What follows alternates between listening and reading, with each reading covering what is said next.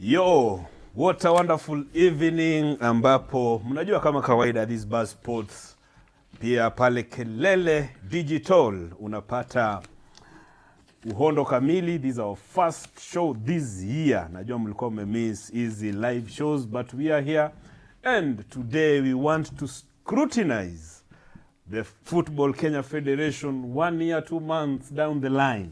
What did they promise? What have they done? What have they not done? Follow Buzz Sports Facebook page, also Kelele Digital Facebook page. We are also live on YouTube, Buzz Sports and Kelele Digital. Make sure you subscribe so that any other time we are live or we post a video, you are the first person to watch. And we had told you we are going to have serious brains in this show. On my right, Kevin Tea, one of the best sports journalists we have in the country. Tea vipi? Niko freshi. I'm happy to be here. Kupoa? First show niko poa. First show of the year. Yes. Happy to be part of it. So let's see how this goes. Karibu sana. Alafu niko na the incoming Nairobi Senator. Hata wanasiasa wanajuanga stories za ball. So hata wanasiasa wanajuanga stories za ball. That is why nimekuita incoming senator. Incoming senator. Maoni nzuri hiyo. Yes. Niko fiti. Thank you for having me here. Yeah. It's an honor sharing a platform with the likes of Mosh, Yes. Kevin Tea. Yeah, I hope it will be a good show. Iko sawa. Kabisa.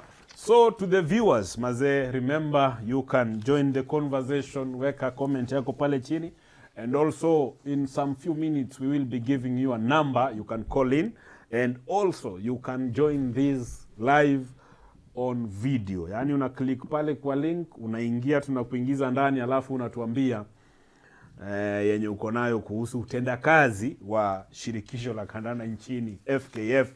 Mwaka mmoja sasa hivi na miezi karibu miwili tutakuwa tunajua ni nini ambacho wamefanya. Otherwise, before we start, coach wa Bidco anaitwa Kulia. Anthony Akulia ameweza kumpoteza mama yake. Tunamtumia risala za rambirambi. Labda Kevin Tea, tuma risala zako za rambirambi. Yeah, Julia Anthony, a good friend of mine. And definitely losing mzazi is painful, it's deep. And I just want to pass my message of condolences to him and his family. Yeah. May God take them through this difficult phase. And may mom's soul rest in eternal peace. Yes. Yeah, I think I'll also take this time to pass my heartfelt condolences to Coach. We believe it's God who gives life and it's God who takes life. So it's in God's plan. And we also praying that God sees them through this hard time. Yeah. So, Kulia Maze, may the soul of our mom rest in eternal peace. Tuko pamoja kabisa. So, back to business. Football is here. Fresh start is here. Generally, ebu mniambie Maze, football, are we on the rise? What is happening on our fields? Both in the national team and our leagues. Nyanza na Tea. This question is, are we on the rise? Honestly, looking at all the leagues, women football, the national teams, the youth teams, I don't think we are really on the rise. I can more or less say we are either stagnant or declining. The only positive thing that I can point at right now is probably the women's national team qualifying for WAFCON. Yeah. But if we have to look at Harambee Stars, we know what happened in their last game, for example. If you look at the Kenya under-20, the women's team, we saw what happened, I think it's 2 weeks ago. Yeah. The Kenya under-17 in Ethiopia, we know what happened. The Kenya under-15 teams in Uganda, let's not even go there because that it was a shambolic venture. So overall, it's more of a stagnation or a decline, but we can only hope for the best because we want to see our football go up. So for now, there isn't much positive to take home. Masese, Yes. fresh start. Nyinyi ndio fresh start. Tuambie mnaonaje football? Mnatupeleka vizuri ama? I would like to disagree respectfully with my friend Kevin Taylor. I mean, when the growth might be very slow, that maybe you would think nothing is happening, but it is positive. I mean, there is a lot of change that has happened in the football administration since the Fresh Start took over office. So, I mean, positive things are there to take home. Maybe not on the field of play, but administrative wise, I mean, yeah, we are making good steps. Yes, in terms administrative wise, we are making good steps. Yeah, good steps. I mean, laying the foundation. Maybe we will not be the ones to deliver what is really what Kenyan football needs, but the infrastructure and the structures that are needed to succeed, we'll have done that. Yes. And we had so many people contesting for the Football Kenya Federation. And by good luck, Hussein Mohamed took over. He promised us a lot. And he based his manifesto on 3 pillars. That is past, present, na mali tunaelekea. So on the first, in fact, kwa manifesto yake, he talked about our quality of football imeenda chini. And also refereeing imeenda chini. So before I get your opinions on what has been happening kwa field, both on quality of play and refereeing, wacha tusikie Hussein Mohamed alitupromise nini kwa manifesto yake. Unfortunately, holistically speaking, the story is different for Kenyan football.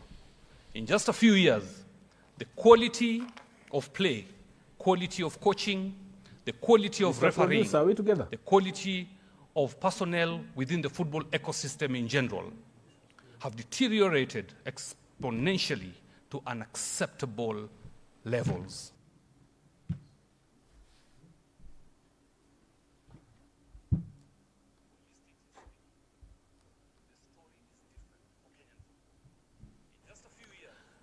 Unfortunately, holistically speaking, the story is different for Kenyan football. In just a few years, the quality of play, quality of coaching, the quality of refereeing, the quality of personnel within the football ecosystem in general, according to Hussein Mohamed, deteriorated I think exponentially umesikia to what he promised. unacceptable He's talking about levels. the quality of playing. Quality ilikuwa imerudi chini according to the previous regime, and also refereeing. Maybe I start with you, Masese. Quality ya football mali mliipata na mali iko sahi. What can you say? Quality ya football mali ilikuwa na mali iko saizi kuna utofauti kidogo. Tunaona kuna teams mingi zina risks zinacheza modern football. Najua sisi hatujakuwa tukicheza modern football. Kucheza football ile ya nguvu na lazima tushinde, but ile sasa ya ile ya development, you can see a few passes here and there. Umepata ukiangalia timu kama Morangasilo wanaipiga vizuri, wamejoin the likes of Kariobangi Sharks. Umeona ukiangalia Shabana vile wanacheza. The quality of football being played on the pitch has really improved with this regime coming into power. Yes. So umesema federation imesaidia Morangasil sana. Si nimetaja teams mingi lakini sasa vile umechagua Morangasil ndio sijapata. Like federation yani, okay, what's their role in Morangasil playing good football? Their role is you see now fairness in terms of fairness in terms of match officials appointment and how they carry themselves. So, and also what do we call them, the coaching courses, you know, the kind of brains that have been brought in, technical akina Kimanzi, you know. So it has really helped. Okay. Yes. So and okay, nitarudi kwako kuhusu officiating. Quality of play. Quality of play on the pitch, that is what you're talking about. Yeah, I think we are probably seeing more attractive football. As he put it, Murangasila playing some good football. Yeah. Kariobangi Sharks are known to playing good football. Shabana, FC Leopard, surprisingly, also were playing good football. So if we are talking about football on the pitch, I think we have more teams playing the passing, entertaining passing football. That's on the pitch. But if I have to talk about the overall league quality, I think it's probably still wanting. But if there are a few teams playing some good, attractive football that fans definitely enjoy. Okay, so we just say in short, kuna teams ambazo zimeweza kuimprove. Yes, that are entertaining us. Okay. So, and also Hussein raised an issue about the untapped talent, maybe zile ambazo hazijaletwa kwa limelight. And he said that for these talents zipatikane kule, ziletwe, alikuwa anataka kutumia 3 pillars ambazo ni the past, looking at the past, present, and the future. Maybe, Mr. Producer, maybe we hear what Hussein talked about.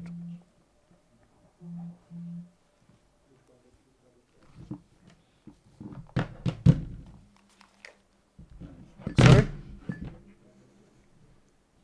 Sikupati?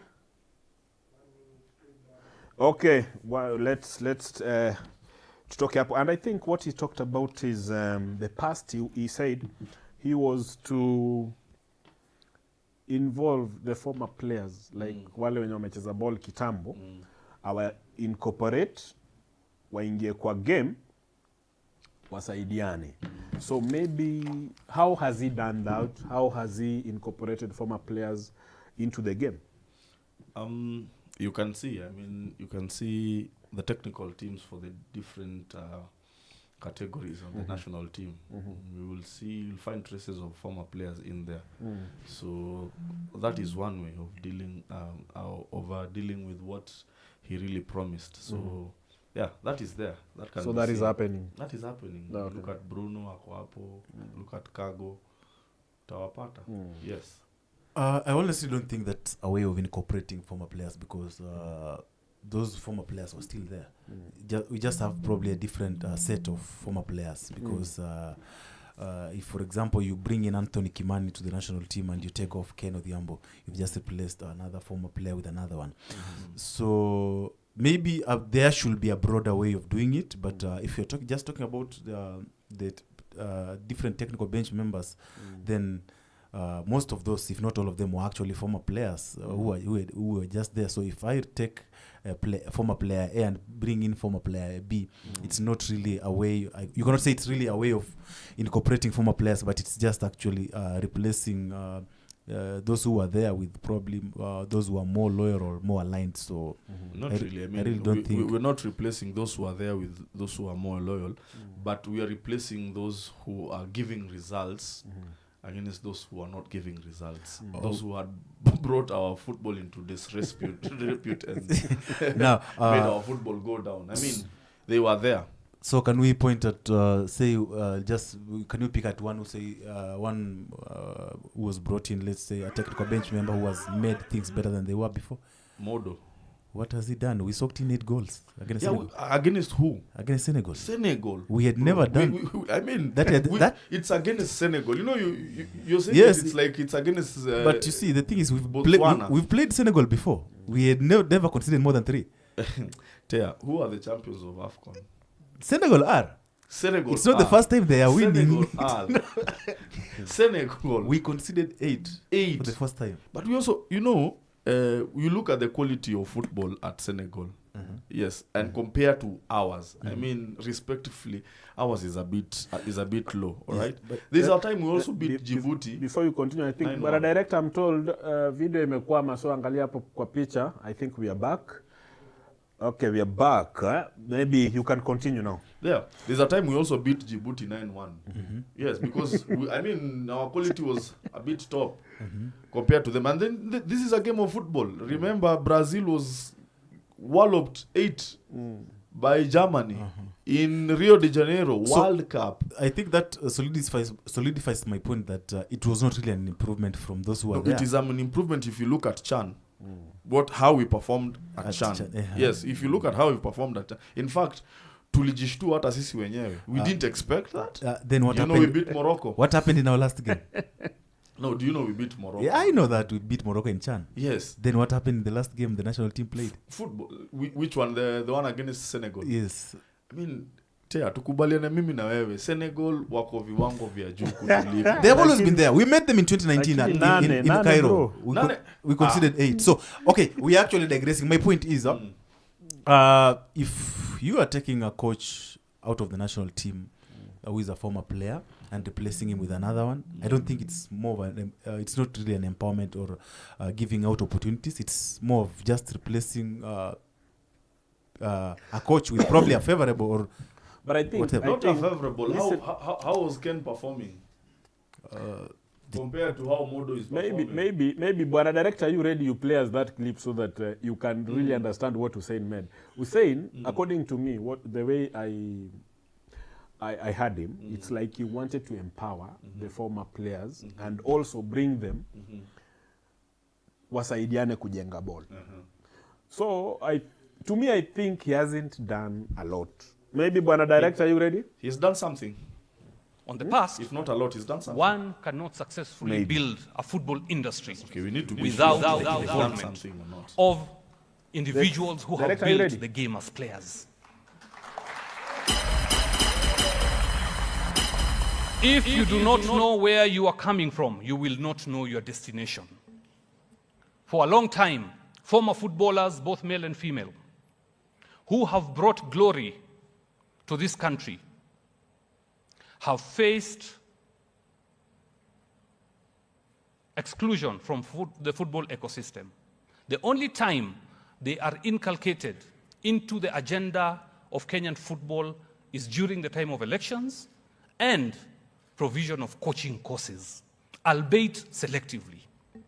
They rarely get involved in managerial or administrative sections of the game, despite having requisite skills. Former footballers require capacity building on other skills apart from coaching. These include, but not limited to, sports marketing, graphic design, video editing, content creation, copywriting, artificial intelligence, data analytics, and even sports journalism. The issue of alienation of former footballers through divide and rule tactics will end under my administration.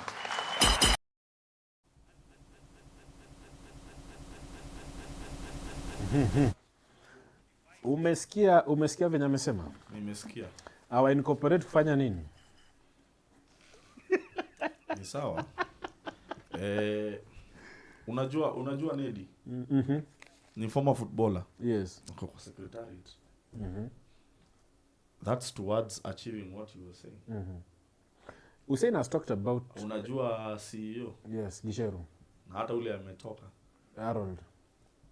Former footballer. My question is, he just talked about empowering these players. That is empowerment. Wajue kuedit videos, wajue kunini. Wewe umechukua tu kuedit video. Amesema apart from coaching peke yake, pia waweze kuingia kwa management na administration yenye hawakukuwa wanapatiwa chance ya kufanya. Okay. Yes. Tell what do you think? I honestly don't think the mentioned people are really needed empowerment, if we are to be honest with ourselves. The former CEO, we know where he was working previously. That's not someone who needed any form of empowerment.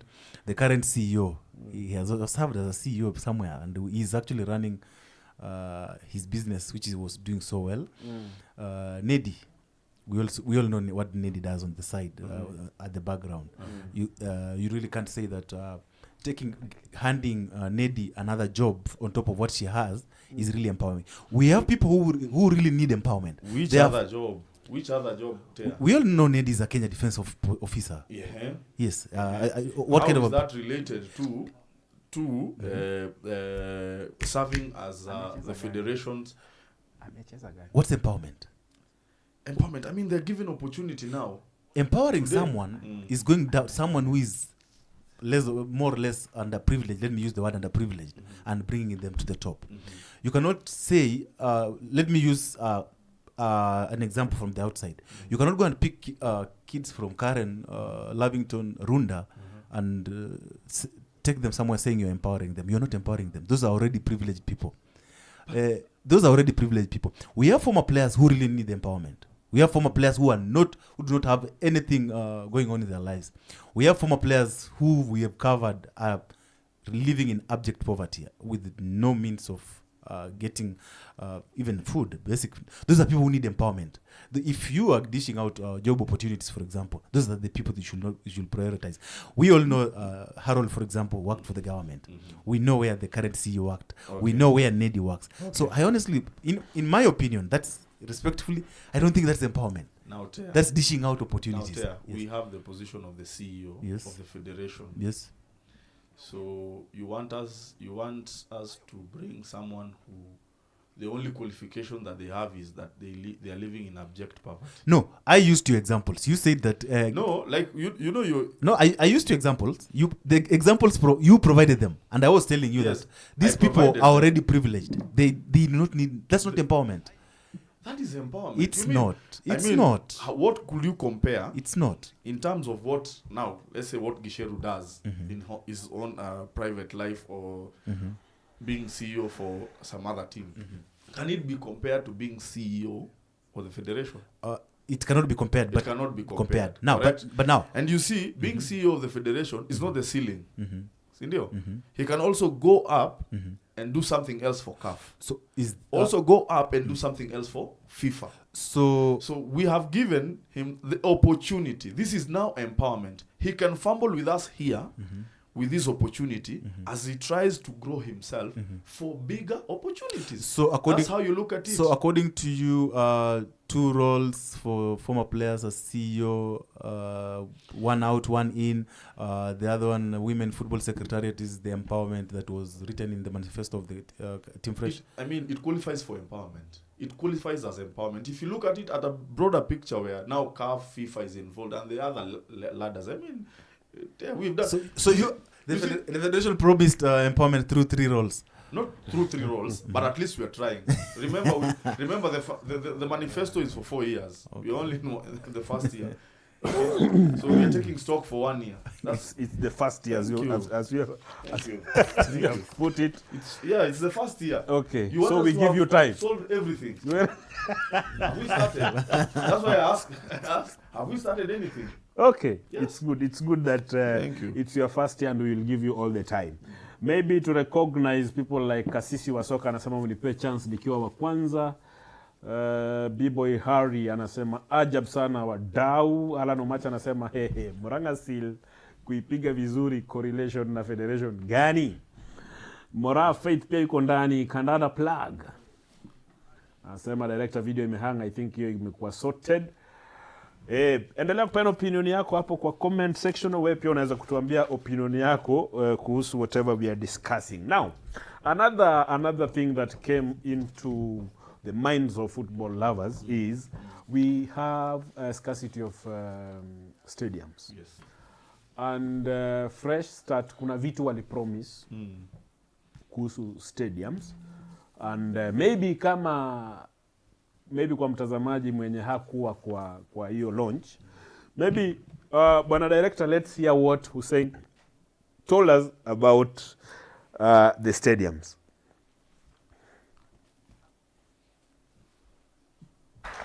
It is in this light that I propose that we have at least 2 or 3 eco-friendly 5,000 and 10,000 seater stadiums in each county to start with.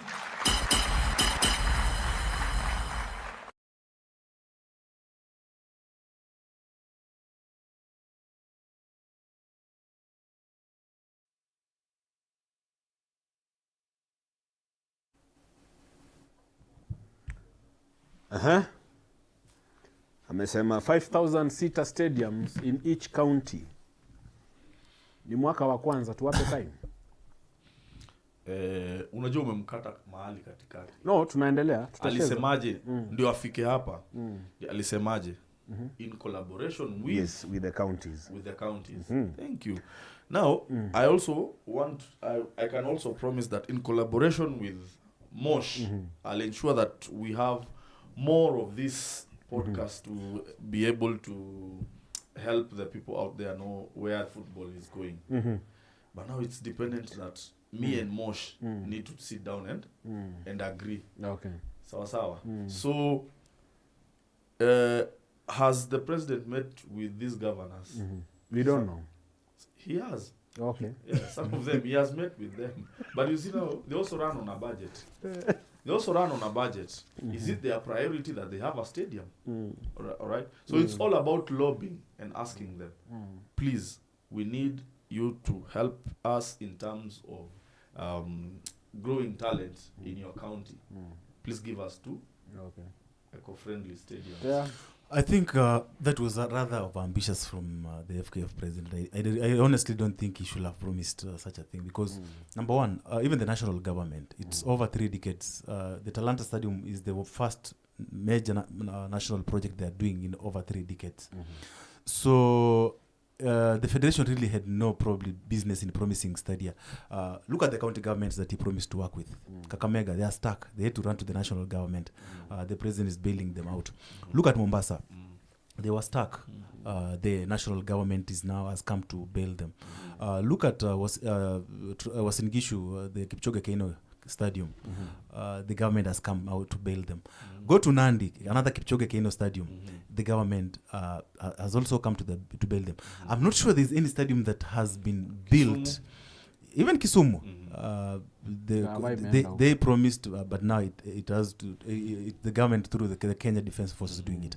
I don't think there's any county government that has overseen the construction of a stadium from start to finish to its conclusion because it's such an expensive venture. It's not a priority. It shouldn't even be a priority for any county government because. There are better things to do, like healthcare, for example, that are more important. So I don't know if the FKF president was really serious about that one because you cannot say you'll partner with county governments that have not even done 50% of a stadium. And let me finish. Nipe time. Nilikupa time ukaongea. So easy county governments have already had issues finishing the stadiums. And I'm not sure what it meant by partnership because I don't think FKF has the money to build a stadium unless it's the technical support. But again, even if you're providing technical support, you can't provide technical support where there is no adequate funds. So on that one, I'll probably excuse them. I can say it was more or less of ambitious. And to be honest, even if the current administration is given 20 years, that will never come to fruition. The bailing will always come from the national government, but I don't think there's any county government that will see the conclusion of a stadium. Even look at Nairobi, the biggest in terms of revenue. They are stuck with the Joe Kadenge Stadium. How many years? So my take is probably that it was not well thought. It was not well thought out, and if we are going to have stadiums complete ones, it's probably most definitely going to come from the national government. Okay. But Kevin Tea, being a sports journalist, a sports enthusiast, do you consider? Will you consider withdrawing that statement when you said at football is not more important to the counties than the other functions? I'm being a very honest person and practical. It's that honesty is not and practical. That is not honesty. honesty. If you see, you and I love football and we'll want it as a priority. Yes. But there are masses, people more than us who do not take football as a priority. You see, if we had the same thinking that you're doing right now, Kevin Tea, then we don't need to be building Talanta Stadium. That's a national government project, and that's why it took 3 decades. Okay, so it's a national government project. Yes. But do you mean that people now are not suffering because it's a national government project? People are. So what you need to say is football is also more important. Just as having medicine in the hospital. It's not. We have seen people, footballers who also construct hospitals. So money coming from football to do this thing. Let's put it this way, Mr. In football, come on, football. Just a minute. Devolution has been here. The first election we had under the new constitution was in 2013. Yes. That's how many years? 13 years ago. Yes. Since then, for 13 years, we've not seen a county government, even one of the 47, complete a stadium. what's going to change within the next 4 years, the next 3 years. We actually have 3.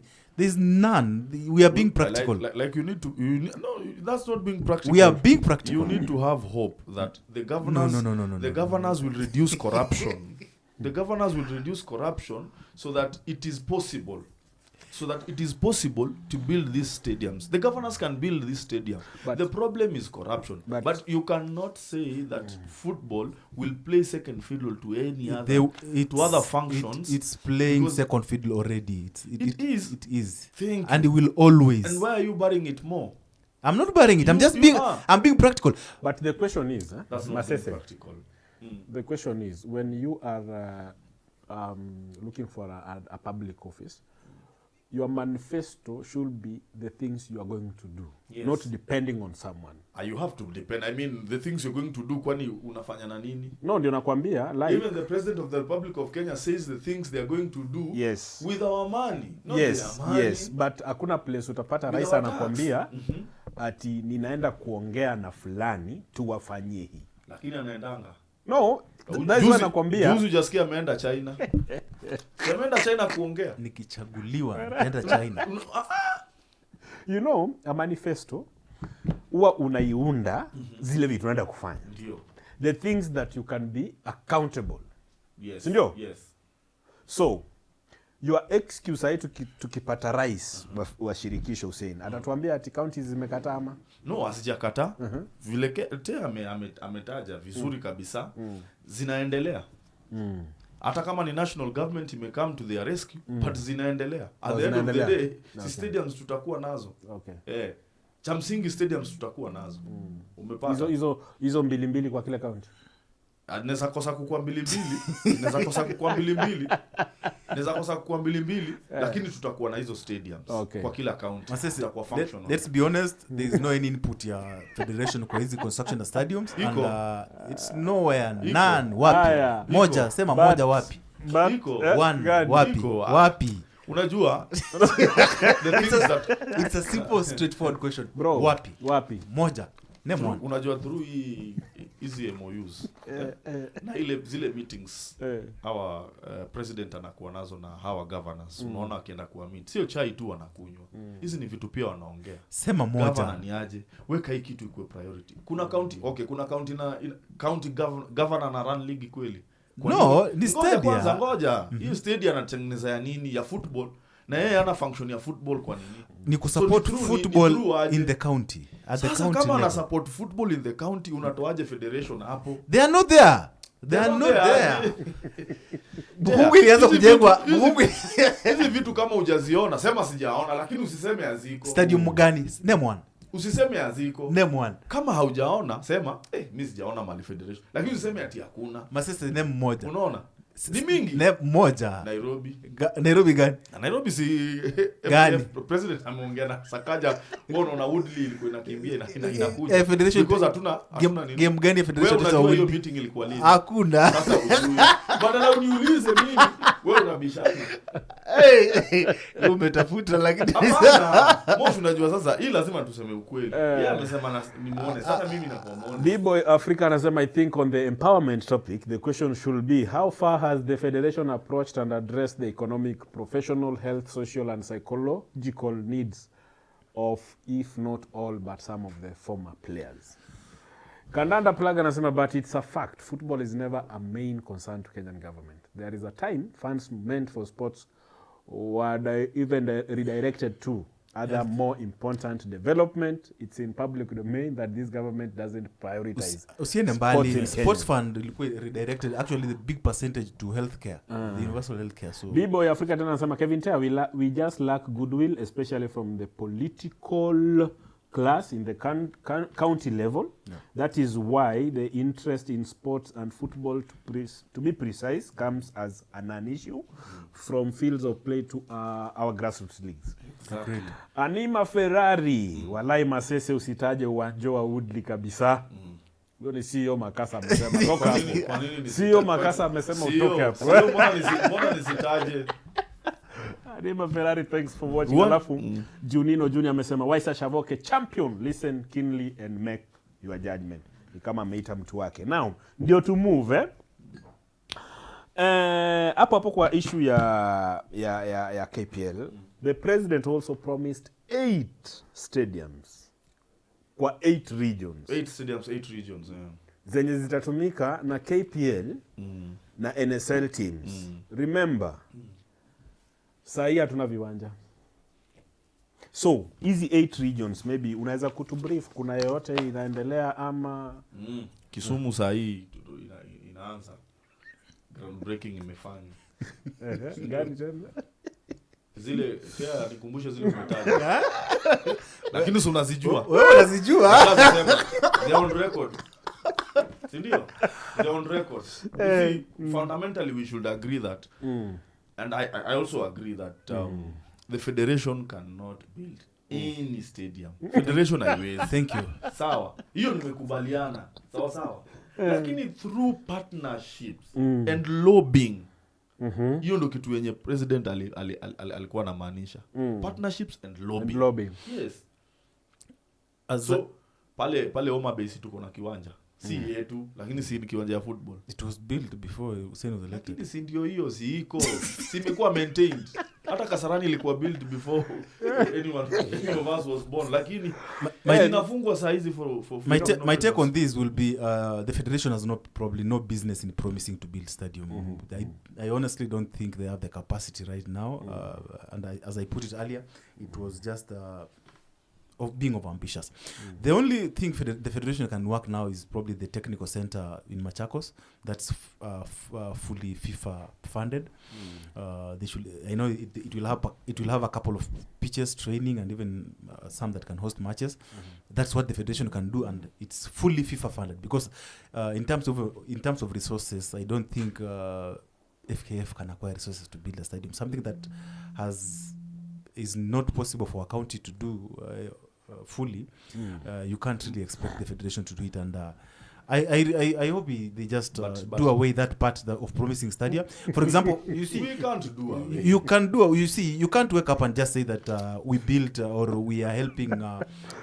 We are helping maintain Homa Bay Stadium. We all know that stadium was taken over by the national government, the Kisumu facility, national government through Kenya Defence Forces. So the federation should just focus on developing football. In terms of infrastructure such as the stadia, in all honesty, that's a long shot for them. Okay, on the stadiums in other regions, you cannot let a run away with that. Because I mean, how are hospitals built? It's through lobbying. So we are the ones. The federation is the one mandated to run football in this country. Yes. You mean the federation has no business lobbying for stadiums to be included in the budgets? Who runs stadiums in Kenya? Who maintains stadiums? Who builds and maintains them? Fine, but I agree. There's a board that does that. Thank you. But are we the ones to lobby or not? No. We can't lobby. Lobby to who? From the government and the concerned people. The government, if the government wants to build a stadia, the government will build a stadia. And from what we've seen in the last couple of months or the last 1 year, they are more of if they want to. Just a minute, must I say. The buildings or the construction underway are more of political proclamations or lobbying, political lobbying. For the federation, in all honesty, respectfully. What do you mean? Like, Tia, yes. What do you think when the president of Football Kenya Federation is having a meeting with the president of the Republic of Kenya? What do you think they talk about? I don't know. But let me put it this way. How to grow football. Yes. So how to grow football, Hussein already has in his mind, we need stadiums. So those are the things that he will be telling the president. So you see, as a result of those meetings and him telling the president, President, you see in my manifesto, I have promised 8 stadiums for us to grow football. Because now the president will be there asking, Mr. President, what do you need for us to improve football in this country? Then he'll bring in his manifesto and say, you see, if we have 8 stadiums in 8 regions, Mr. President, we will be good to go. Then Mr. President asks the PS or the please put this in the budget. The good thing with the president, he's always very open with what he say, with his proclamations. Went to Kisumu, said, I've held the meeting with your senator, with your governor, and the MPs, women rep, and we've decided we are going to knock down the old stadium and put up a new one. And you think Relax. the federation has Nowhere, nothing to do with that? nowhere. The president did not mention them. He mentioned the people. Let's do this. Even the audience He is mentioned watching them. and they know what Anima Ferrari is saying. Ama mdomo iliteleza hapo kwa building stadiums. Maybe iliteleza. I also think so. Mdomo haikuteleza. Mdomo Canada plug ni kama according to Masheshe, Hussein Mohamed has an input in the construction of Moi Sports Center Kasarani. Then Not Hussein Mohamed the person, but the president. okay. Halano Mache. Masese Roy inataka sana kutetea federation lakini facts zinamfanyia ile kitu. Ronaldinho alikuwa anafanya. Ronaldinho alikuwa anafanyia wenzake in his prime. Alafu Omemu Andrew anasema kutetea fresh start kweli ni ngumu. Sio. Kaka Beru anasema there is a difference between stadium construction and renovation. Kenya has never built a stadium for 3 decades. Let's get the facts right. Ask self-proclaimed FKF accountability officer to substantiate that. Partner. I know Kakaberu. Kakaberu is my friend and is my Okay, now junior. kuna hii story alisema ya regions na kuna kitu nataka to pick. Maybe bwana producer give us what Hussein said about KPL NSL 8 stadiums za regions. Model to upgrade at least 10 pitches across the country in 8 regions. We will upgrade 2 standard pitches in Coast Region, 1 in Nyanza, 1 in Western, 1 in Upper Rift, 1 in Lower Rift, 1 in Eastern, and 2 in Northeastern.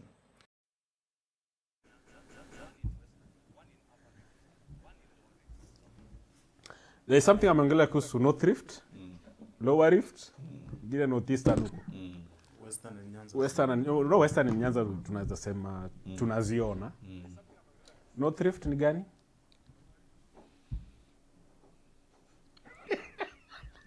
Ama kama uji South Rift? Anyway, that Lakini kuna hizo zenye unaziona. anyway, Alafu ni mwaka moja. ni sawa sawa. Kwa ine miaka. I think there is another issue that has been really eating up the Kenyan football na ni league sustainability, like league kujisustain, teams zilipwe wachezaji walipwe fiti. And Hussein Mohamed talked about this. Maybe bwana director give us the where Hussein talked about the league sustainability. In leagues and competitions, because once we build the infrastructure, we also need viable and sustainable leagues, but also leagues that are attractive. We will develop, as we develop the infrastructure, we must also find ways to ensure our leagues, tournaments, and competitions are lucrative ventures that are self-sustaining. Ensure our leagues, tournaments, and competitions are lucrative ventures that are self-sustaining. Okay, what was behind him saying anataka ku make league ikuwe sustainable? Si watu walipo vizuri. Or is it happening or it's something that you guys are working on? It's work in progress. Okay. Remember, it's only 1 year. In this 1 year, we've been able to host Chan. It may take a lot of our time. Unajua ukicheka unafanya audience waone kama ni mchezo. But that is the truth. No, bila cheka Wewe mwenyewe umesema 1 year 2 months. Yes, so it's work in progress. Deal signed with SportPesa. Okay. Kuna deal signed with Azam. Azam was there. There's a deal that was signed for the Women FA Cup. But I can't really remember that name, but that deal was signed. Okay. There's a deal with Kente State for beach soccer. You see, so yes, there is some good progress. Not there, but there's some good progress towards that. Kevin Tea, is there anything you see that is happening? It's difficult. That one, on that path, I don't think. Or in terms of welfare, bado sana. If you still have clubs in the top tier that have not paid for paid players for 1, 2, 3 months, and they still have licenses to operate, it becomes difficult. And Masese is talking about the sponsorship deal signed. Do you know, we went from clubs getting around 10 point something million per season to 2.89 or thereabout. So I don't think moving from 10 million to 2.8 per season for a top flight club. And you know, some of these clubs, actually the 2.8 million cannot run a team for a month in terms of salary and other logistics. So in terms of welfare, I think we've declined, if we are to be honest. We are not doing well. But again, it's more about attracting more partners. But as of now, just to answer the question straightforwardly, it's an area we are doing really, really badly. Okay. Yeah.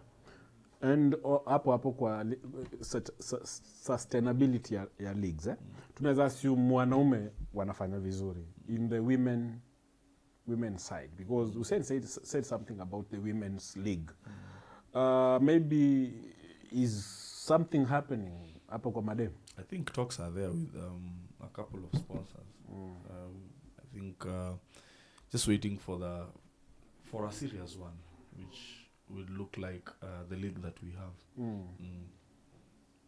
So do you think No, Masese has been gracious enough to admit that Bado promised a broadcast partner. There's none. Promised a league sponsor. Still, there's none. And I really wish there were basics, some slight progress, even if you do not have a league sponsor or a broadcast partner.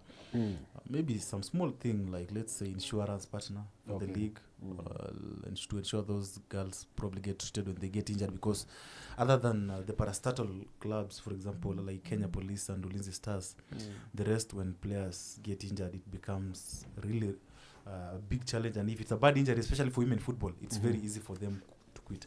I really wish we could get a medical partner, so that these women, female footballers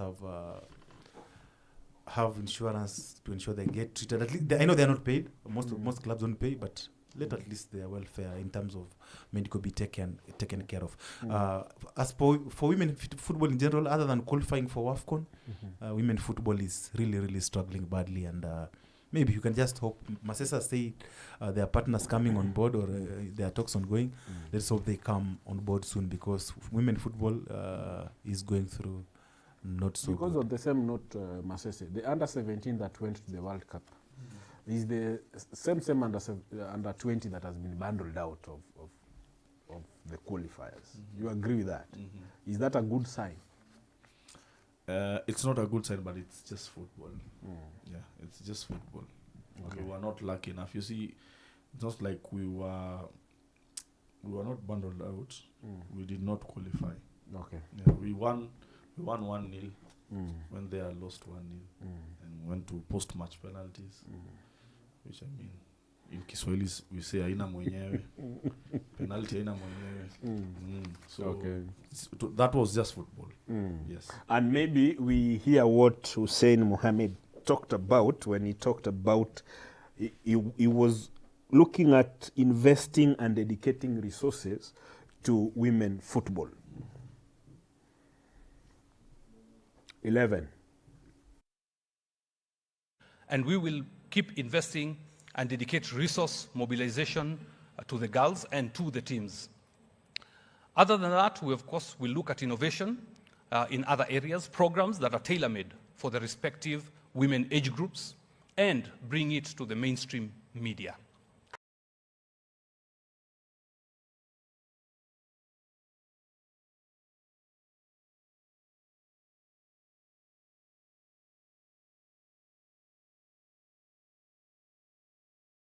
So that is what he said, and I think we are agreeing together that not a lot is happening, and maybe There is Immaculate. You know Immaculate? The former referee The former referee. is in the technical department of the federation. Yes. She was in that launch. And this is what she said. Maybe Bwana Director give me the soundbite of Immaculate. Because it tells you that when you Do we have it? invest in a country where we have an but again we are looking at a country where we have unequitable resources in terms of allocation to women. Let's talk an example of equal pay for women. You're playing in the Premier League, the men are getting 100,000, the women are getting 20,000, and yet we are paying this. We have the same play time. Then why don't we make it equal to the women? Both men and women get the same shares. It's not about the gender. It's about the sport. It's about the workmanship that is being put in the sport. And we are also looking at professionalizing the women's league. You talked about media. I was very keen when you're discussing that. How many women matches are being televised?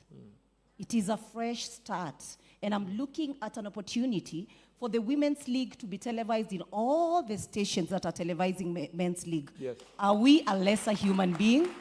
That is the question I'm putting out there. If we can go to the World Cup, then we are equally entitled to be given the equal resources available to run football in this country. So she's talking about equitability. Wao pia walipwe wenye wanaume wanalipwa. Let me hope that that is work in progress because imetoka kwa dem. It can only be work in progress. I mean, other than football, pia kwa the mainstream leadership, we're also struggling with the 2/3 gender rule, ensuring that women have equal spaces as men have in terms of leadership. Worldwide, it's still the same. I mean, women football, hailipi sana vile men's football inalipa comparatively to those regions. Yes. Anima anasema tuongezee maombi hapo. WAFCON lazima we shake those teams in Rabat. We are not serious in terms of welfare of our players. The current SportPesa sponsorship deal is the one of the worst football deals in Kenya. Hussein will fail us terribly. Anyway, miaka 4 sio mingi itaisha. We must have football administration who understands the game. We need former footballers to run our football. Talking about sponsorship, Hussein talked about the previous regime giving teams 10 million a season.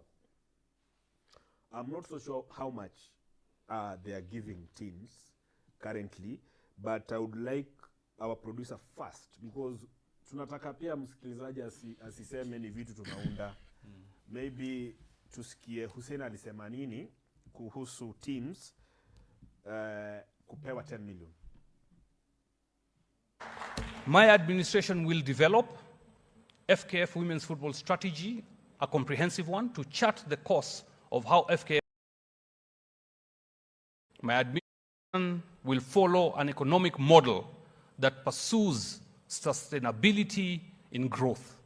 We will combine efforts towards revenue growth, diversification, along cost containment that will result in profitability and solvent financial structures that will allow FKF to undertake investments required to carry out these activities.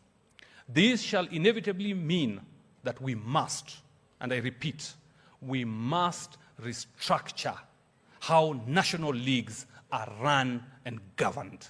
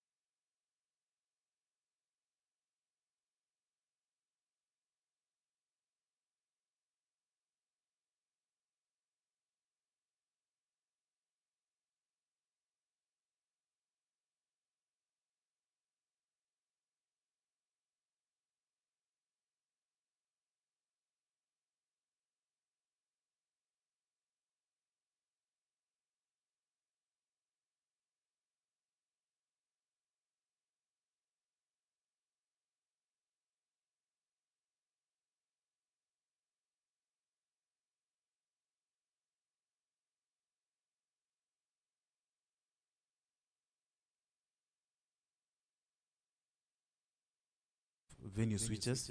I think it's doing well. The National Super League, not bad either. But if you're talking about structure, there is a proper chaos in the FKF Division 2, for example, the Cosmopolitan one. Nairobi Metropolis is the name. As we speak, we have 2 leagues running concurrently. One run by an FKF NEC member and a few chairmen. The other one run by another NEC member and other few chairmen. So if we're almost halfway through the season and we have 2 leagues running parallelly, so I'm not sure that's a proper structure. And if we were really serious about having structures, the thing would have been to stop the 2 leagues, and bring these 2 factions to a table to ensure there is consensus. Otherwise, I can say in terms of structure, we are not badly off, but there's a lot to be done. Guys, kindly confirm kama kuna sauti, ndio tuendelee. Kuna sauti? Hebu mconfirm tafadhali. Iko sauti? Okay, kama sauti imerudi, I think hapo kwa structures tumenini. So, Hussein alisema kwamba teams zimekuwa zikipata 10 million, sio? So, let us hear, he promised teams that teams zinafaa kwenda home na 50 million at the end of the season. I think bwana producer number 15. KPL's administration must have a level of autonomy that shall promote professionalism and good governance in the running of the league. This will ensure transparency, accountability, and integrity.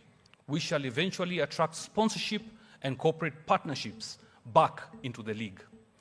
Vile Matacha amesema hapa before, there is no reason why KPL champions should not take home at least 24 million in prize money. And to addition to that, there's no reason why the participation revenues should be less than 20 million. The KPL winner at the end of the season should at least take home all 50 million shillings at a minimum. At a minimum at the end of the season. Any plans? Tunaelekea huko? Tunaelekea. Tutafika. So hii season hii ni mwaka ya kupanga mikakati. Mikakati 1 2 3 zinapangwa. And maybe before Taya comes in, how are you guys going to achieve this? 50 million is not small money. We're also not a poor country. Don't you think so? You know a shilling, 1 shilling, 1 Kenyan shilling is equivalent to 20 shillings in Tanzania. I think hata Masesa anajua whatever he's saying is largely unrealistic, because if you're talking about 50 million for the prize money, right now all the 18 clubs in terms of grants are getting 51 million Kenya shillings split across the 18 teams. So where exactly, what's the miracle that's going to happen to ensure that just the league winner alone is going to get Kenya shillings 50 million? Right now, every club is getting around roughly 2.8 million the whole of season. What miracle is going to happen in the next year for teams to get much more than that, or much more than the 10 million that the president said was little then? So in terms of finances, in terms of funding teams through sponsorships, I don't think we are going to get a breakthrough anytime soon, because the deal we signed, for example, that I found crazy, is for the next 10 years. So if you've committed the league, the major title sponsorship, it's not something small. It's not just like a sleeve sponsor, let's say a sleeve sponsorship for a club, for example. It's the main league sponsorship for the next 10 years. Then that's more or less slavery for the next 10 years, because even the increment that will come annually is just a drop in the ocean. So in terms for the league, for the Kenyan Premier League, I think it's going to be a a rough road for the next decade. And I think there is something you guys are missing. Yeah. 50 million is for the winners. Yeah. Remember, according to the video, Hussein said each participating team should go home with 20 million. Ooh. Ama Yeah. mkusikia? ID minimum. Eh? Minimum of 20 Kila million. team. Where, team. where are we going to get the money from? Saizi zinapata ngapi tea? Right now they're getting around 2.8 million. So we are probably it's supposed to be 9 times of the current amount. And I don't know. I don't know. We are not going to get that money. Not anytime soon. Let's just be honest with ourselves. Okay, maybe we look at Tea anakwaga hopeless. No, I'm not hopeless. convince Tell me, us- convince us that convince us. from the deal that the 1.2 billion 10-year deal that was signed, show me the formula of how a team is going to get a minimum of 20 million per season. Just how do you go around that math? I mean, it's not a must that it's pegged on that only. But that's the main sponsorship What deal. was the idea behind the promise? I don't know. Yeah, in terms of league sponsorship, I think clubs are really going to struggle because this is the main sponsorship. It's 1.2 billion. It's a roughly 2.8 or 2.9 million per season for per club.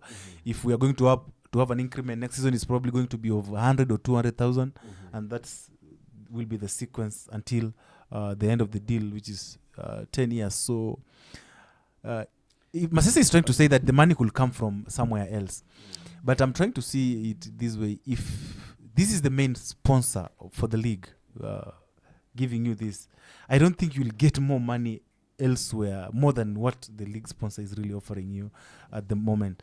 And even if you were to complement with that from the broadcast partner, which was not part of the 10 million promise, it's still not going to get to that amount. So whatever, a minimum of 20 million is a long shot. Maybe In short, Anima amepiga hesabu 20 million kila club, tunafaa tukuwe na 360 million per season. 360 million per season. that's actually that 300 it's not, you see, that's Possible. what is the 360 million is the 60%. As you know, the sponsorship, 40% of it goes to the federation. Yeah. So it's 360 million is equals to 60%. So for the clubs to get 360 million, what's the 100% is probably around 600 million. Who is going to give you 600 million when you committed to 85 million per season? This is 600 million per season. Yes. 600 million per season. Yes, roughly around there. Tunataka power. This one we need power. But okay, to be honest, I mean that was a very shoddy deal that we signed, the 1.2 billion deal. I mean, and I think it was wrong for the president to commit 10 years while even himself a maximum that he can be in office is 8 years. I mean, on that one I am not with him. Equality in Hapo football. tutapata. Equality in football is a serious matter. The Women's League deserves the same urgency, structure, and respect as any other league. We need to treat this as a priority and act accordingly. Wewe ni Winnie Mandela. Ochi Weida kutoka Mesopotamia anasema, what's your take on Women Football League not having sponsorship up to now? Teams are dishing walkover. I think the other day Kisumu All Starlets. Brigid anasema hapo Women's Football nayo kuna kazi. History ya talks for sponsorship has been there since last year and nothing tangible seems to be coming out of these talks. Anima Sherari amesema Shikanda versus Masharia. I think that is the division. The Metropolis. Talk about it. Alafu Masese apewe tamu ingine. Huyo nani? Kekeroi. Host wetu ni mpenzi mtazamaji, then kuna otherwise I think on that one kidogo, okay, let's hope maybe the president has his own ways. No, we cannot hope. Hapo Umenawa. hapo we cannot hope. Okay, another thing, hii ni kitu ambayo imekuwa ikitusumbua sana. Fans and hooliganism. And the president said something about this. Maybe producer number 19 tuweze kusikia president alisema nini kuhusu hooliganism. Without funds, the commercialization without funds, the commercialization of football is impossible. We must have a robust program that will make sure we also pool funds but retain funds. However, hooliganism from a few rogue elements have threatened the future of the sport. To curb this vice and offer better match day fun experience, my administration will commit to the development of anti-hooligan architecture of football grounds and targeted legislation against hooliganism. Nisikia. So president amecommit kwamba kwa term yake hooliganism haitakuwa, ataweka anti-hooliganism structures. Maybe hooliganism bado iko. Yeah, I think we witnessed two incidents under this current administration. The one that at Kisii, very unfortunate. It left a lot of people injured. There was one at Dandora, caused much abandonment. Gor Mahia versus Nairobi United versus Gor Mahia. So in terms of that, I honestly don't think much has been done. Much has been achieved. And to curb hooliganism, you really can't wake up one day and say, I'll curb hooliganism. It takes concerted efforts. The government, the fan bases, clubs, the federation. So it needs proper and well thought out efforts put together. First of all, through education. You really need to educate fans properly to understand why the vice taints our football. Clubs need also to be taken through proper protocols on how to handle funds. That's including the stewards. The government, the security, the law enforcers are from the government. I think some of the incidences in the stadium are sometimes caused by the police because they don't know how to handle football funds. You use anti-riot measures to handle hooliganism, for example. It does not really work. So so far, I can honestly and genuinely don't think anything has been done about that. Because if we had done something, probably what happened in Kisii will not have repeated itself at Dandora. So on my end, I think bado sana there's much to be done. Maybe Masese, is there anything being done to curb hooliganism? Yeah. I think the federation has trained over 50 GSU officers on stadium safety. I mean, that is a step towards ensuring that we curb hooliganism.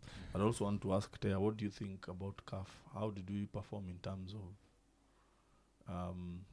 curbing hooliganism and engaging the fans the correct way? There was no real hooliganism during CHAN. It was just... We did well. Yeah, I think on that one, something was done. And we did well. Something. Who? We were talking about the police. Police under the federation. No. The security of CHAN was under CAF, not under the federation. Dr. Emuru was here. He was... When we went wrong, in the few incidences that we went wrong, yes, who was being fined? The federation. So you mean it was not the federation? The funds belong to a country, and the country falls under a member association, which is yes. So if your funds cause problems to us, CAF security, we fine you. So it's you to educate your fans on why they should not, for example, go over the fence. Okay. Yes, but if you are talking about security, so between CAF and FKF, yes, who was providing security for CHAN? CAF. The security for CHAN was under CAF, strictly under CAF. Okay. Yes. Before we continue, I'm told we have a call.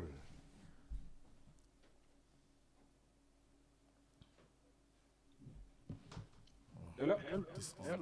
Yes.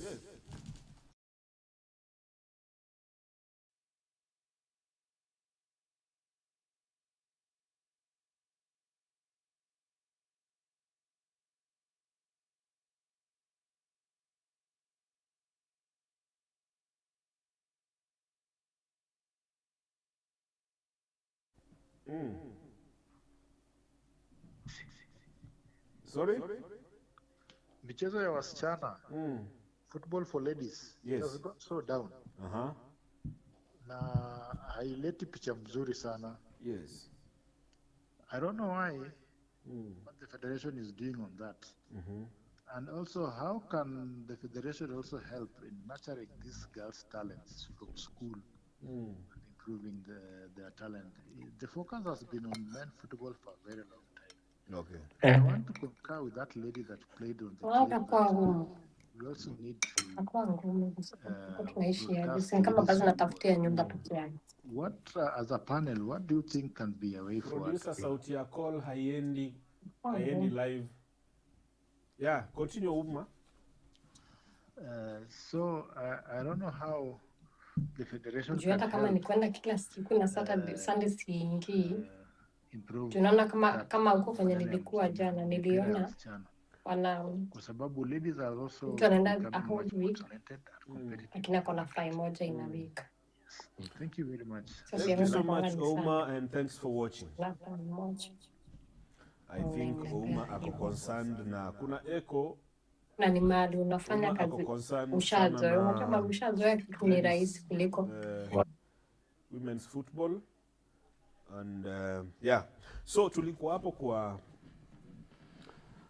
voice iko chini wangwana wale wako studio, and we apologize to all our fans. Mnajua this is our first show, so hizo technical hitches lazima zikue, alafu I think from today henceforth tutakuwa sawa. Chan security was provided by LOC and FKF, guided by the tenets of CAF safety and security regulations. Huyo anaitwa Who is that? Kiare Mbugwa. Kiaria Mbugwa. Yes. Mtoto wa Mama Shiko. Mtoto wa Shiko.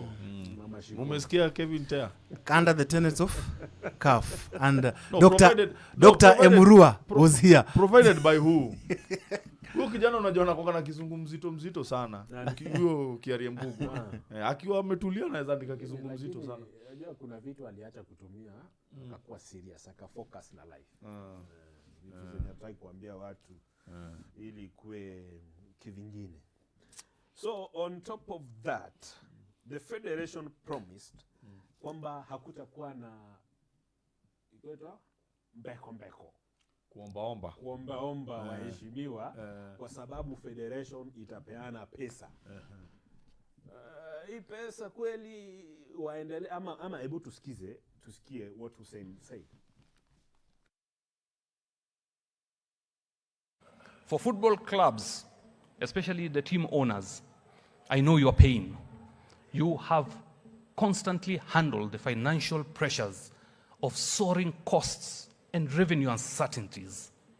Zile siku za kutafuta waheshimiwa na kuomba na kutafuta partnerships ya kwenda tu game moja, I want it to be a thing of the past.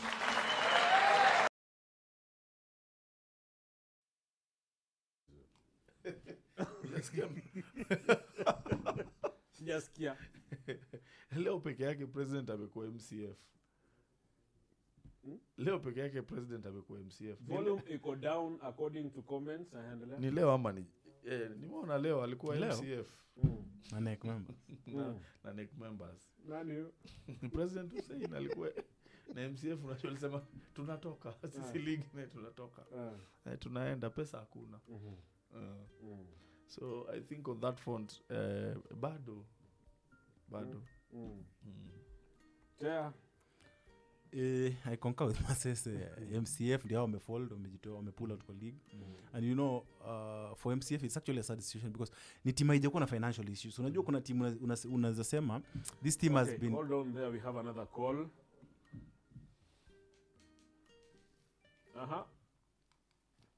Hello. Hey, mambo vipi bro? Poa sana. Ongeza sauti baba. Okay. Tunaongea na nani? Hello. Hey. Naitwa Marori. Marori Wycliffe. Yes, Wilfred. Wilfred Marori. Niko poa. Yes, sema. Ninataka kuchangia hapo. Changia mzee. Sasa mimi nataka kwanza nashukuru show na shukuru Moss Junior nina watch. But nataka tu tuwekane sawa. Unajua sometimes tuzidanganye zile vitu zenye ziko. One, mambo ya projects upgrading the field and what and projects generally, it is under the federation, because wao ukisoma hata article 42 ya constitution, hiyo mambo ya public relations ni ya president. Afanye negotiation na government ndio walete project, afanye negotiation na CAF na FIFA. So government ama FIFA hawezi kuja kutengeneza uwanja without the federation kuapproach na waambie tunataka mtu apugedie hii na hii na hii. Okay. Number 2, hii kama hiyo story ya when tournaments are being organized like AFCON yetu tunaenda na CHAN yetu tumetoka. It is learned by CAF, lakini sasa wakikuja wana deal na Football Association yenye ni Kenya. So it is not about government. Government wanakuja in because they are the owners of, wao ndio wana own for example fields, wao ndio wako na maaskari, but they are being incorporated. Yes. But the whole thing is about the federation. Then thirdly, hiyo point yenye mmeingilia hiyo yenye mmeingia ya mwisho about sponsors, president I promise. Yes, I promise, and actually is progressing on the same. But also let's see the key thing. Before he took over, what was the agreement zenye zilikuwa signed about the hizo sponsorships? Najua pia that's the biggest thing yenye Taya anajua na kuna facts na hawezi tuambia. Ya kwamba huwezi ingia kwa ofisi na kuterminate contract zenye zilikuwa initially na agreement zenye zilikuwa kama maybe asijaisha. Kama asijaisha then it means you will incur at expense. Then number 2, status ya mpira ilikuwa by the time ulete sponsor on board. Unajua sponsor is about the product. Anataka kuweka pesa kwa kitu gani? Hiyo quality hiyo football iko to the higher level. Mongelea about officiating. Referee ametolewa division 1 to Premier. Do you think your referee ata perform? Hawezi perform. Hiyo football ikirudi chini, then it is hard for a sponsor kukuja on board because now the product yenye anataka kukuja kuuza iko chini. So if it zingine it will take time sikue, zingine at least the federation has tried mpaka imeanza kunyoroza. That's why unaona mpaka saa hii appointment ya referee is in public domain. Hata sasa even the public can analyze and say, saa hii unaona hata referee kama ni kuwa reprimanded, it is in public domain. So Premier League imeanza kunyoroseka. Mungu akisaidia tena tukianza NFL ikuje. Na vitu zitaendelea kusonga, at least we can say there is something which is going on and there is progress in the federation. Now Marori, I have one question to you. Yes sir. The new regime wakiingia walipata how many contracts were running? Of course, there were contracts. Okay, I cannot speak on behalf of the federation, and I cannot say in Ngapi because maybe it's West Tour. But it's a sponsorship. That sponsorship ilikuwa si Azam ilikuwa. Azam, yes. Yes, Azam ya broadcasting ilikuwa. Tulikuwa na hii ya tournament ya Mozart Cup. So yenye president ameleta ni tournament, I mean ni ya SportPesa hii ya Premier League, of which according to numbers yes it's below what walipata. That is the issue, because below what yes, because during the last regime teams were pocketing 10 million a season. Currently teams are going home with 1.2 million. 2.8, sorry. Yes. So that is where we are asking, are we progressing or going backward? Now the reason kwa nini hiyo pesa imerudi chini tunafaa kujiulizana. Product kitu yenye unanunua, is it what you are giving out? Okay. Mpira pia ilikuwa isharudi chini ndugu yangu. That is the big, hiyo ndio reason. Mpira quality ya sawa. Thank you. Nimeshukuru, asante. Okay, quality ya football ilikuwa chini. That is why we went for product. Tulipeana product yetu for 1.2 billion for 15 years. 10 years. 10 years. According to Marori. I think tukiendelea mbele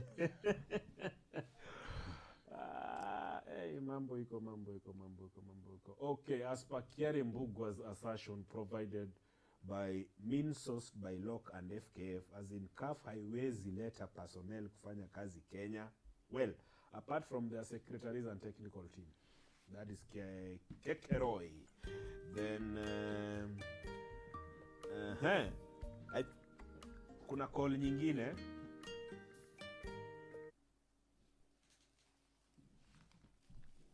Hello. Amekata. So ndio to move because of time pia. Hapo kwa hiyo manifesto, Hussein Mohamed talked about collaborating with clubs in marketing and branding. And guess what? There is another call. Amekata.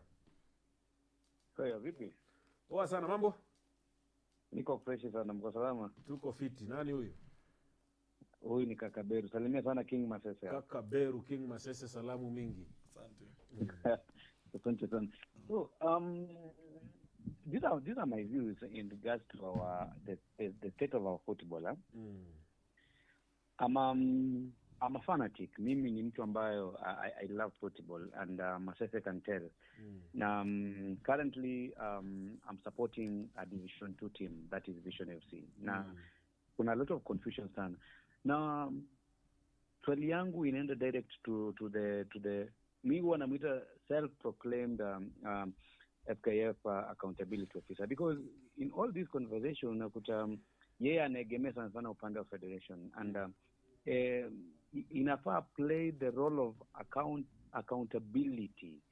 And what is happening at Metropolitan League, because hatuelewi, we don't know nani ambaye anapewa mandate ya kupromote team na kurelegate team, because we are worried tunaweza kuwa tunacheza, and then at the end of the day tuambie kwamba now this league is null and void. What will happen?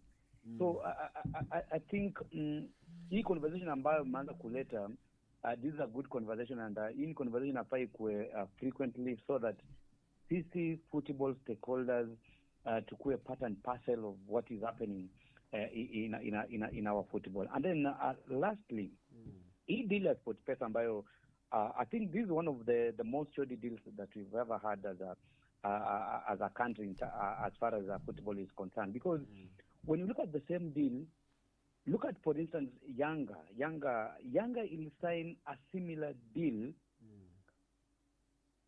kimoja, na ukikuja Kenya 18 clubs zina share that money for a period of 10 years, yet Yanga will sign deal ya 3 years. You know, tusikuwa tu tunapiga makofi. You know, we've been talking about league, each club kupewa 10 million per season, and then club sasa inapewa 2.8 million. Where are we heading as a country? You see?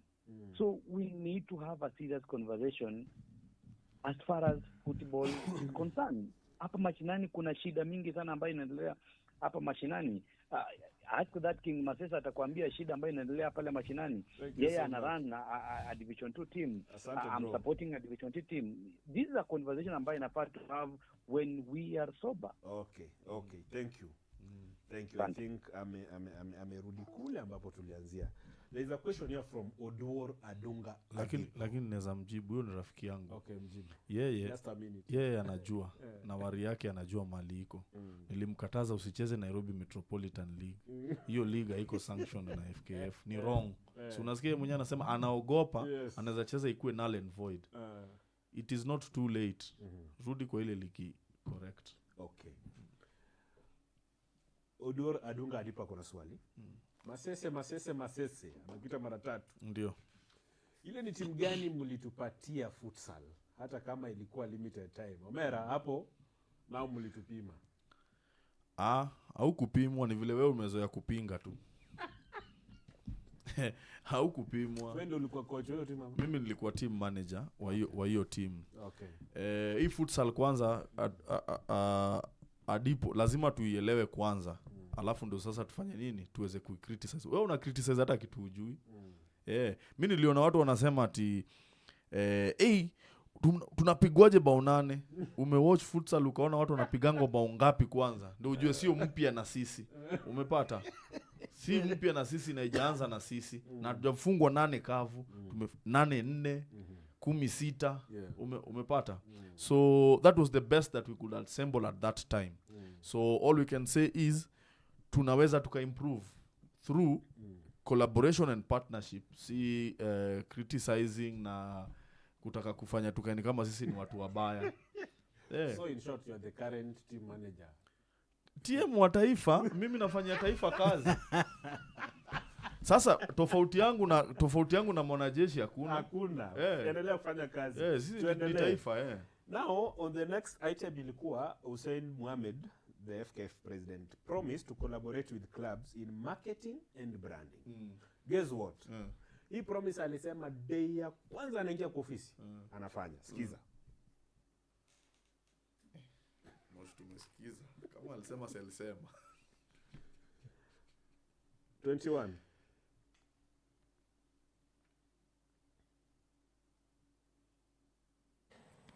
We shall have to work with clubs to build capacity in branding and marketing if they are to be self-sustaining in the long term.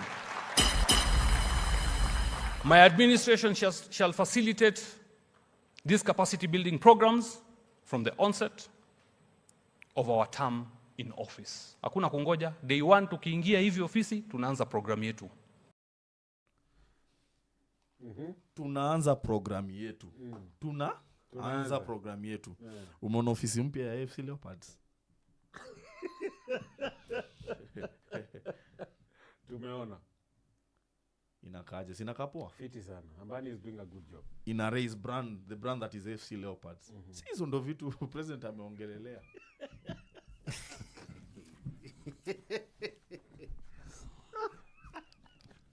Umeona Shabana? Branding and marketing.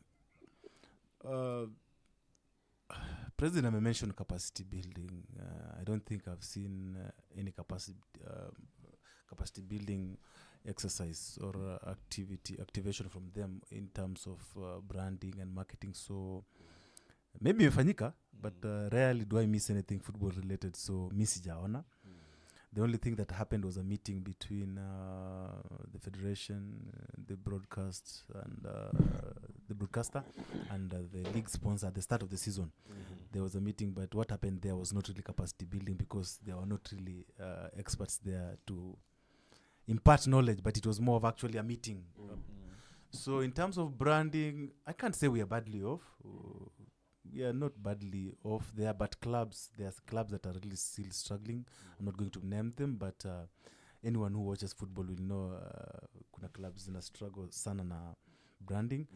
Marketing this league, other than social media, the only other thing I've seen is the league sponsor who tries to put some banners and posters. There's a lot. What I can say is that in terms of marketing and branding this league, we still have we still have a long way to go. We are not yet there. I don't know if there are genuine efforts to do it because honestly I don't see much because that's a space that I'm in. I'm reading much in that space. Sioni much in that other than social media posts here and there. There is a lot to be done, but maybe Masese says these are teething problems. Let's see what they have for us, but what I can say, these are bad signs. It's the first year. It's the first year. Bado miaka 3. Next thing, referees payment. Unajua ni kitu imekuwa na issues tu. Hata wamelipwa. Niliona ukipost kitu wamelipwa. Last time I checked walikuwa wamelipwa pesa ya December. I think November, December. Na partly la season, although kuna pesa la season bado wanadai. Kuna hata hii ya December, November kuna wenye walipata. Kuna wenye bado walikuwa nasema hawajapata, so I don't know what exactly was happening. Cup wamelipwa. But kuna pesa la season wanadai na kuna pesa la season yenye waliambiwa watalipwa. Hiyo waliambiwa the previous administration hawatalipwa. So in short, kuna doa hawajalipwa. No, Na ni ya hii regime. Yes, in all honesty, yes, last season kuna wenye hawajalipwa, pesa ya Januari hawajalipwa, hata ya December na November siko sure kama wote wamepata. I'll have to check with my sources. So I think referee payment is becoming is still not becoming, because it has always been, it's still an issue. Last December walilipwa after kulikuwa na some sort of ghost loss, because referee walikuwa nakataa confirm appointment. Unatumiwa referee anatumiwa appointment ya game, referee na nyamaza, so wakapigwa kakitu. Juzi pia walikuwa wameanza kupiga kelele, wamepigwa kitu. And I don't think that's how it should be. Isikuwe ni referee wana threaten kugoma, or rather wanapiga kelele ndio walipwe. It's a job like any other.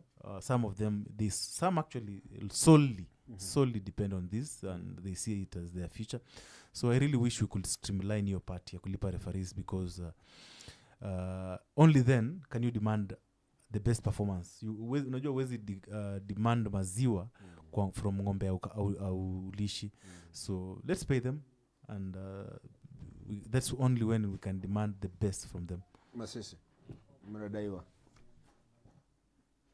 na referees. No, resources are scarce in nature. Okay. Resources are scarce in nature. But they're trying at the level best to ensure that the situation is not very dire. Okay. Yes. And maybe we listen to what Hussein Mohamed said during the launch. And producer, kindly. To referees, in the recent past, they have faced a myriad of challenges: minimal and delayed remuneration, unfair talent promotions, intimidation, physical or verbal abuse from sometimes players, unfortunately, the technical bench, and even members of the fans, who have it has almost become the norm. This is very unfortunate, but these challenges also create an unsafe environment that sabotage the development of match officials and creates performance problems like match fixing. These challenges stem all the way from the grassroots of football to the top tier leagues.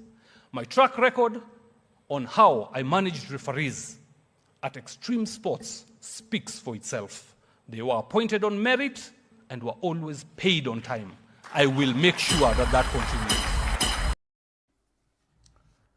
I will make sure that continues. He has mentioned match fixing. Bro, match fixing.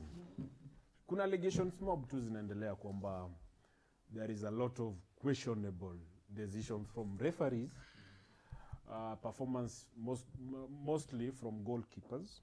Watu wanajiuliza maswali mingi, na kwa sahi I can tell you for free.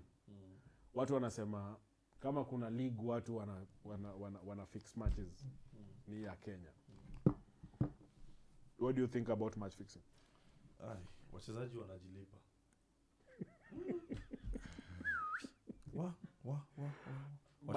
Mike ya Masese, ongezeni volume kidogo tafadhali. Wachezaji wanajilipa. Wanajilipa sana. And it's really costing our football, our level of football quality. Yeah, it's sad. I mean, I think the players, especially the goalkeepers, are even more now they're overworking more than the referees. Yes. in terms of match fixing, because you look at the kind of goals that they are conceding, they even don't need the referee to help. The only thing that the referee needs to do is point at the center and say it's a goal. Yeah, so it's a very big vice. But interestingly is that the current CEO is also the head of integrity at FKF. Yeah, I don't know. I really don't know. I think it's high time that the president did the separation of powers and division of labor, so that substantively we also have someone who is really dealing with this. But you see, now the problem is, even with the match fixing, it is not a report of the federation that we have discovered that there is match fixing. The federation is also a spectator who is also waiting to see, hey, you mean this thing is going on? Now that is the saddest part. Like we need to see the federation saying we have done our investigations and we have found that Masese is involved in match fixing. Not for them to be recipients of the news themselves like we do. Yeah. So on that, we have not done much and we are not doing anything. Yeah. For now, I can say the match. I can treat them as allegations. You see, until umepatikana na solid evidence, you planned, you received money, you promised to fix a game.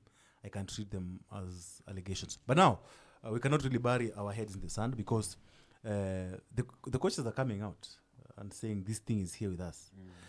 Coach Okere Charles came out boldly on radio. Some were saying he's jilted because he had been dismissed. But again, he did not really talk about his team. He talked about it as a general thing. And Sofapaka coach Abdallah Juma came out and said this is happening. Said the referees, the players. He was bolder. Even said some federation officials are fixing games. That's also an allegation. Kakamega Homeboy's coach, Patrick Odhiambo, also said this. He did not directly go into it, but he said that probably these things need to be investigated. So everyone is pointing at the existence of this thing, but without solid evidence, we can only treat it as a speculation. And now I think, funny enough, it's over a week since this speculation came out, and we've not heard anything from the federation. And you know, match fixing is probably the ultimate crime in football. FIFA has zero tolerance to match fixing, and the evidence required for one to be implicated or action to be taken against them by FIFA is always very minimal, because it's for them it's the ultimate crime in football. I really wish the federation probably spoke and said something, release a statement, we are investigating, or call those who had alleged the coaches to register some form of statement, so that probably they will have something to work with. But again, there arises the conflict. The CEO, my good friend Dennis Gisheru, was also the head of the integrity. He's also the head of legal. If you don't separate these things, now it becomes a very big challenge. And I don't know. I really don't know if the federation has the mechanism to handle match fixing, because, as Masese put it, 1 year in, there has been little effort to do anything about match fixing in the country. Other than the integrity banners that we see in the stadium, I really can't point at any other thing that they have done. And I don't think all these coaches alleging that there's match fixing in the country are mad.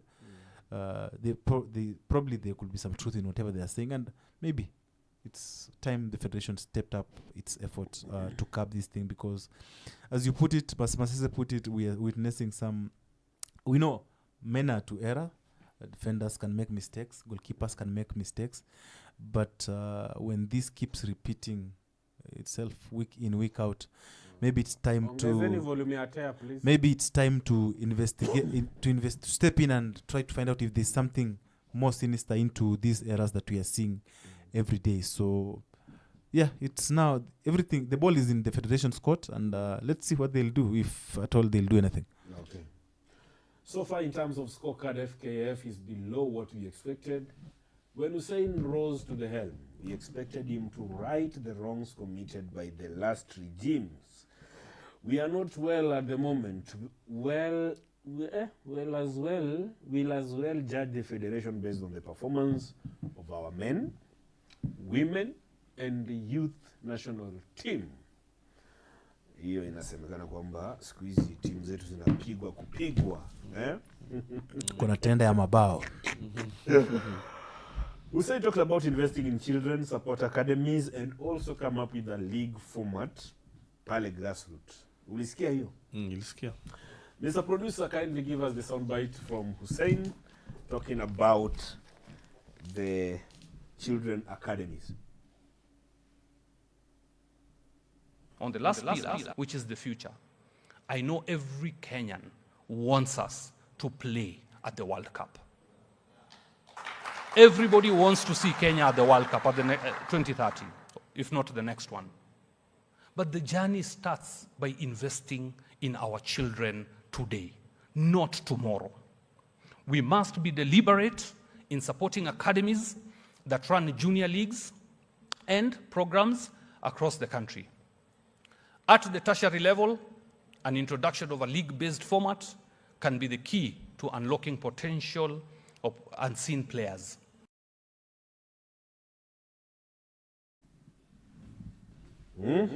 Unlocking potential of unseen players. 1 year, 2 months down the line. Masese, what has happened? Any idea of any academy? Partnership with Kakoro.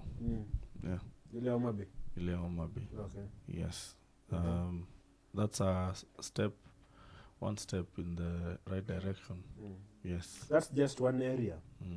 Hussein talked about grassroots. You know, grassroots tunataka kusikia kule Kilifi. Amefanya nini? Sijui. Sioni. Signing, let me step in. My sister has talked about Kakoro Academy. I honestly don't think signing some sort of agreement with a single academy in a country of 52 million people is really bridging that gap in football development. There was something that was done in the past about Center of Excellences. FKF, the previous regime had established some form of Center of Excellence in the big school. They went to Kitale, St. Anthony's, Kakamega, I think Musingu as well, St. Peter's, Mumias. I think that's probably the channel that we should have followed because those schools go for the big boys or the best players. They will really have helped in trying to identify these players. But now I really don't I have really tried to find information about the deal signed with the Kakoro and maybe understand the framework of how this whole thing will work. Sijakuwa successful because my sources what I wanna. Apparently not so many people have seen that agreement. So it's interesting. I really want to see how a single academy in the country will be able to bridge that gap. Have you tried the Ombudsman's office? It's not anywhere, that agreement. There are things I cannot say here, but no, you can say them here. No, there are things I can't. This is a scorecard. There are things I cannot say here. It's not my scorecard. For accountability and FKF. Have you tried the Ombudsman's office? Because all the contracts signed, public contracts signed, are there. I don't think that contract is anywhere near the Ombudsman office. No, you haven't. I'll try. Please try. You'll find it there. Do you have you seen the contract? No, I haven't seen the contract, but I know I can find it there. Even the SportPesa one, you can find it there. Yes, all contracts entered into by public institutions are deposited at the Ombudsman's office. So as we finish Bwana Masese, where can you rate the current FKF? Okay, we agree and accept that it's just 1 year, 2 months, but we expect to see something at least in that period of time. Where do you put them? 5 out of 10. Yes, a 5 out of 10. Okay. Yes. Are we on the right track? Yes, we are on the right track. On some aspects we are not on the right track. But I hope things will work for us. And remember, I did not support Fresh Start. My presidential candidate was Totoshi Manyula, president of Kakamega Homeboys. Yes. But I am convicted that I cannot really pray that the pilot crashes the aeroplane while I'm still in there. So mine is just to try and help. Yeah, so that we don't crash all of us. Yes. Thank you. For most of the things we discussed here, my good friend Masese, who in the last minute, dakika 92, amesharuka nje ya meli. But most of the things we've discussed, as we agreed, amesema, we're just 1 year in. So I cannot say there is progressive, tangible progress so far. Hussein has his work cut out. There's still a lot to be done, a lot of work to be done. And I really hope he has a pathway to achieve those things that need to be done, because hata anajua vitu yenye anafaa kufanya ziko mob. So yeah, we want football to grow. He's the captain right now. He's the man steering our ship, and we want him to be successful. Atake fail, because at the end of the day, if he fails, he will not fail as a person. His personal life will go on as usual, but it's the game that will suffer. So we want him to be successful. In terms of ratings of where so far, structural football development wise, I'll be kind enough to give the federation a rating of 3.5. 3.5. Yes. 3.5 it is. 5 over 10. That is 50%. Mine is 35%. 35%. Yeah. Anyways, thank you guys for coming. Tunashukuru sana. Most welcome. I think we are not doing this in bad blood. We are just doing it. We are cross-checking what the federation promised, what they have done, what they have not done. And let's hope that they are going to do exactly what they promised. And we wish them well, because football belongs to all of us. If they fail, in fact, hata sisi wenye tunaitwanga mafans huwa to feel fiti. Otherwise, thank you so much Bwana Masese. We know wewe unapenda ball, ulisimama neck. Yes. Lakini kikakuramba. Haikuniramba. In fact, mimi nili overdo. The people's neck. People's neck nili overdo. 19 votes ni mingi sana, na mwenye alishinda na 22. Ni 16 Masese. 16 votes. Ndio 3 16. Kama hata angekuwa hapa ningedanganya. 16 votes. Mwenye alishinda na 22. So nilifanya vizuri, na saizi sasa nasimama senator ya Nairobi. So you can imagine you have a senator in Nairobi who is a football enthusiast. You see, I mean, Masese. Senator Senator Masese. One of the things I'll help is ensure that 1%, you see, there's that 1% county budget that should go through to sports. Hiyo sasa na make sure mimi already na run football, najua mali uchungu iko. Yeah, so I'm asking all the football lovers in this great county of Nairobi, kura zenyu ni zangu. Na tutachukua hiki kitu pole pole tu. Chama ni ODM. Hiyo sasa siwezi danganya. ODM gani? Power. Ziko tatu. ODM power. Thank you so much guys, and for all those that watch Collins Koyo na kuona hapo Kekeroi anasema tukuongeze chai, ni kama sauti yako ilikuwa chini. Ogada Sirkal alikuwa ndani, and all that watch today's show, na muona Nana Owiti. Penda ball huyu. Na mpira sana huyu. And